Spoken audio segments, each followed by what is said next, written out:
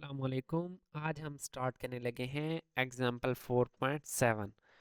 आपसे गुजारिश है कि वीडियो को लाइक कर दिया करें। ठीक है। Draw the load line for the figure 4.26a on the characteristics for the transistor operating in figure 4.26b। अब हमने सबसे पहले ये फाइंड करना है।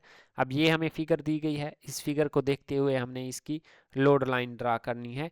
जब भी हमें लोड लाइन ड्रा करने का कहा जाए उसके लिए सबसे हम पहले क्या है, कलेक्टर और इमीटर लूप को सॉल्व करते हैं।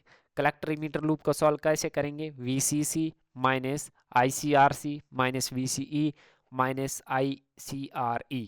ठीक है। कलेक्टर और इमीटर करंट इक्वल होते हैं तो मैंने इसको IC डायरेक्ट कह दिया है। तो यहाँ से अब ये फार्मूला हमने निकाल लिया।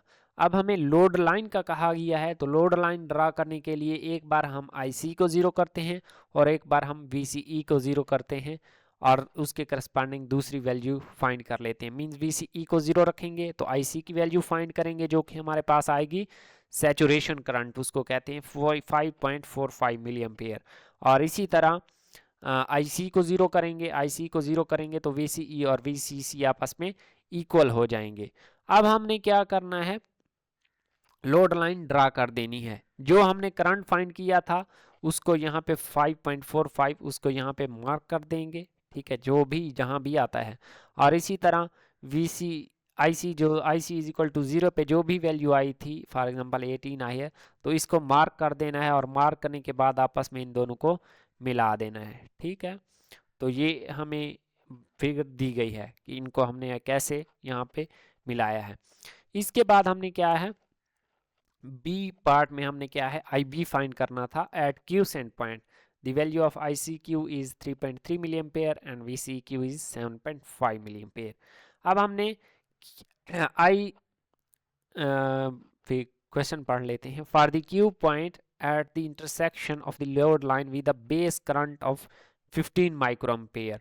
अब उसने बेस करंट खुद दे दिया है, ICQ और VCQ की वैल्यूज हमने फाइंड करनी थी।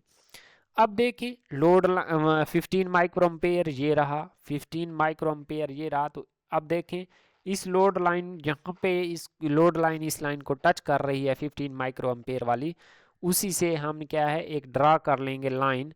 और वो लाइन जहाँ भी VCE को टच करती है उसको हम VCEQ कह देंगे 7.5 वोल्ट। और जहाँ पे वो IC को टच करती है उसको हम ICQ cent point 3.3 milliampere जो कि होगा ये कह देंगे। इसके साथ हमने क्या फाइंड करना है, determine the DC beta at quiescent point.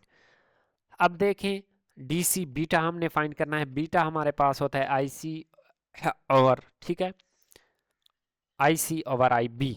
तो IC की वैल्यू भी हमें पता है, IB की वैल्यू, तो यहाँ से आई बीटा की वैल्यू आ जाएगी 220।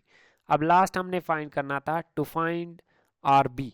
अब हमने RB फाइंड करना है। RB फाइंड करने के लिए using the beta for the network determined in part C, calculate the required value of RB and suggest a possible standard value। अब हमने RB फाइंड करना है। RB फाइंड करने के लिए हम क्या करते हैं, ये वाली लूप को सॉल्व करते होते हैं।